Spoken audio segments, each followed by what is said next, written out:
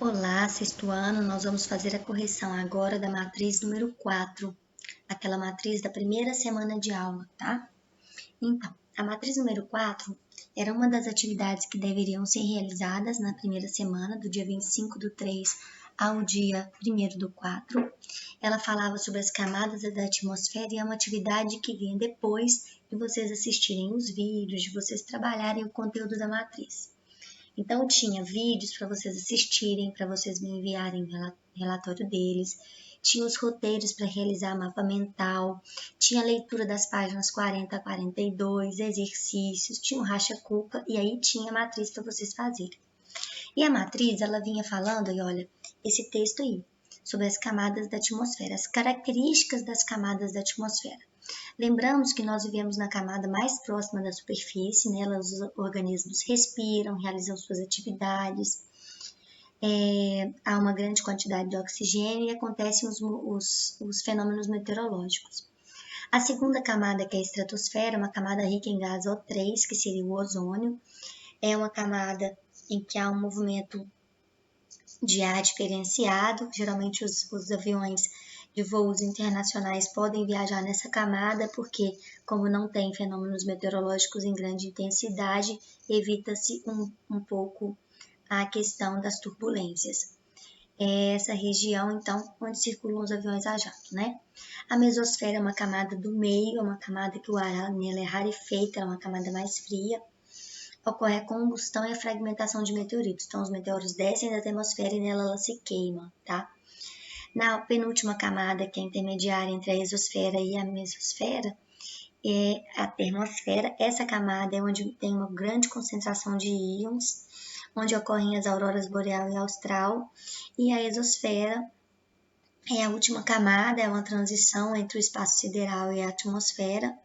Nela, os satélites artificiais eles orbitam, na verdade, entre a termosfera e a exosfera, e a temperatura nessa região é mais elevada.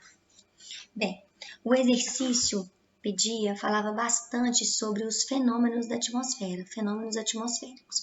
O texto trazia algumas informações sobre a atmosfera primitiva, as características que possuíam essa atmosfera, e o exercício pedia assim: um satélite meteorológico foi lançado e deveria estabilizar para começar a enviar dados à Terra quando chegasse a uma altura de 472 quilômetros. Porém, antes que ele atingisse sua altitude, o satélite se chocou contra um corpo celeste, o que fez despencar e cair em uma montanha de 2.500 metros de altura. Embora o satélite tenha sido destruído, o acidente não gerou vítimas. Vamos voltar aqui então para a gente colocar as composições dessa atmosfera. Então, vou colocar uns quadrinhos aqui, a gente vai colocar a distância aqui de cada atmosfera, de cada região da atmosfera aqui. Então, na troposfera, a troposfera vai até quantos quilômetros, gente? Quem lembra? Então, vai de 0 a 12, quando extrapola muito, 17 quilômetros. Então, vamos colocar de 0 a 12 ou até, no máximo, que existem regiões que vai ter uma altura, né, diferenciada. Até, no máximo, 17 quilômetros. Então, 17 mil metros, né? Essa é a troposfera. Vamos colocar ela aqui. A estratosfera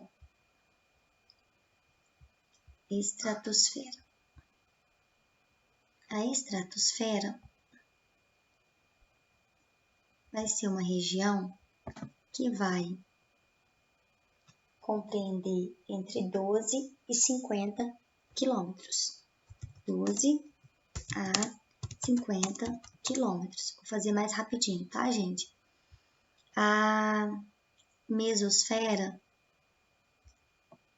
alguns autores colocam a diferença de alguns quilômetros, mas é pouquinha coisa de quilômetros diferente. De 50 a 80 quilômetros. Essa aqui de 80, termosfera,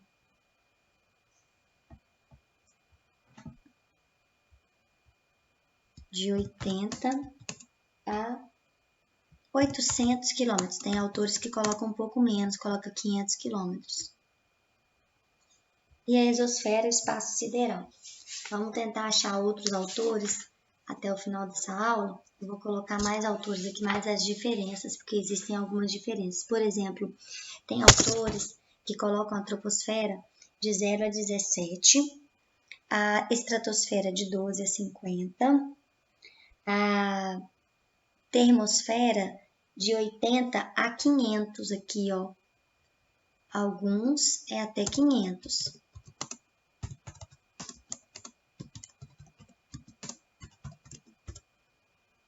Em alguns livros que eu vou colocar aqui. E aí a gente tem aí várias informações, né, a respeito desse assunto.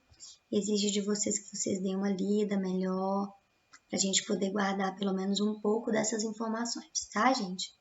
Então, termosfera, estratosfera,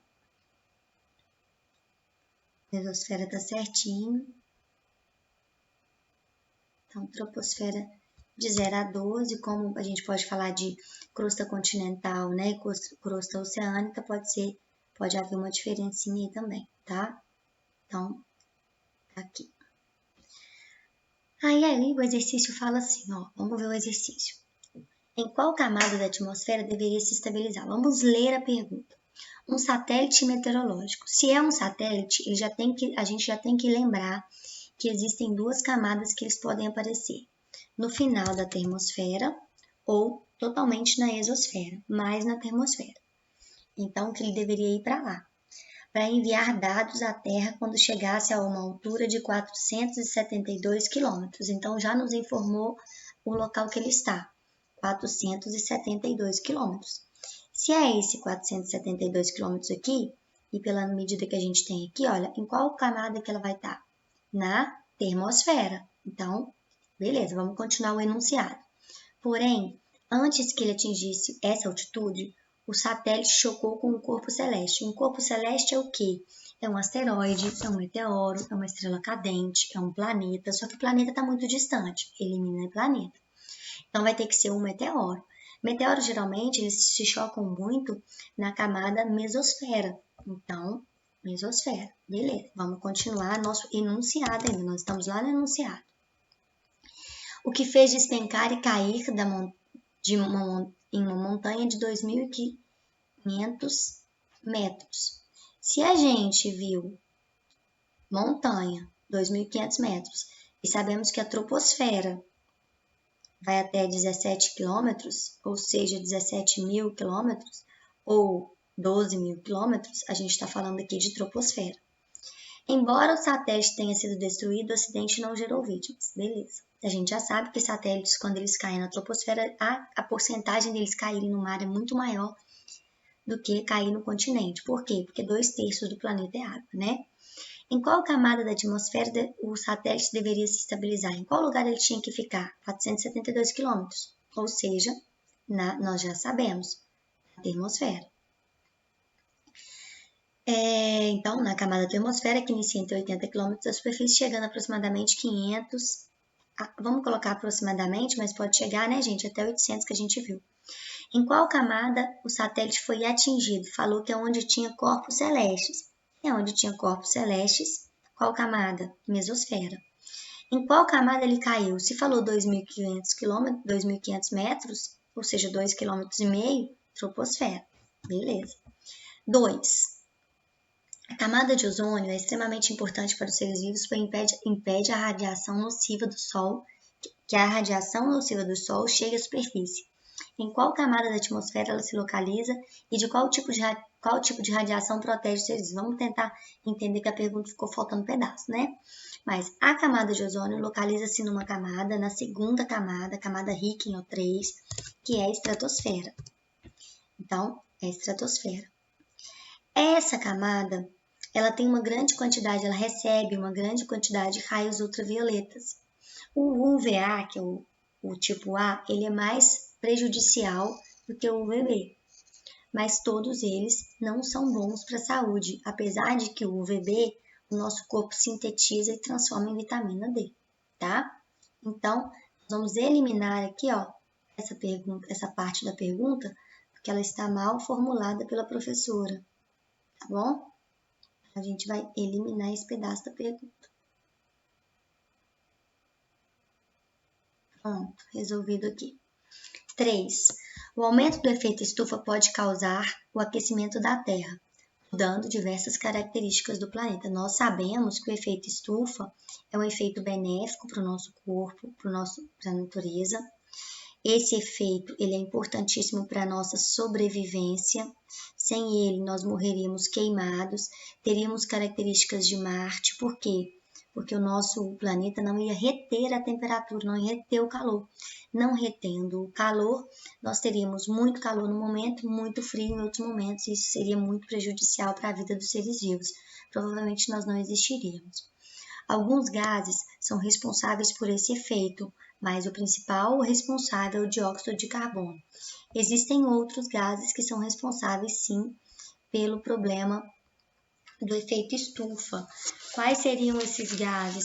Os gases seriam o dióxido de carbono, o metano, o óxido nitroso e os clorofluorcarbonetos, que a gente vai ver falando deles daqui a pouco, que são gases que vão quebrar o ozônio na camada de ozônio e por isso vão impedir que a camada de ozônio tenha o efeito importante que ela tem. A pergunta é: explique o que o efeito estufa, o que é o efeito estufa e por que ele é importante. Ele é um fenômeno natural que mantém a temperatura do planeta. Por que ele é importante? Porque ele mantém a temperatura do nosso planeta adequada. Ele mantém a radiação que é necessária para a nossa sobrevivência. Então, vamos olhar aqui esse esqueminha aqui. Esse esquema, ele mostra para a gente o que é o efeito estufa.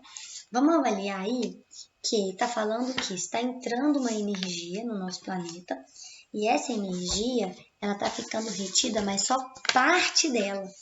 Outra parte não está ficando retida. Então, essa parte que não é retida, ela vai voltar para fora do planeta.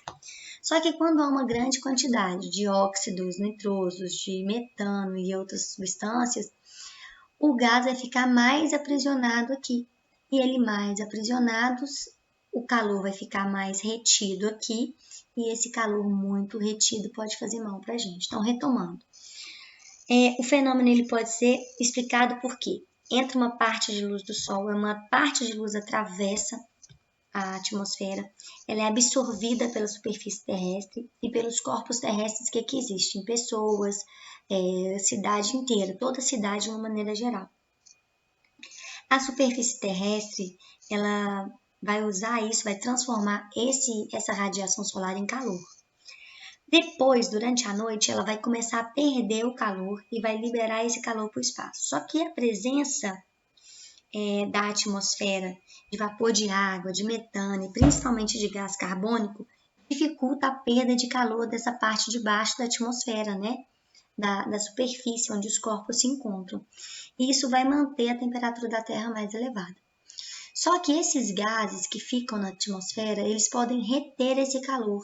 Em vez do calor ele refletir e ir embora, pode ser que parte dele fique aprisionado aqui. Isso pode nos causar um superaquecimento do planeta.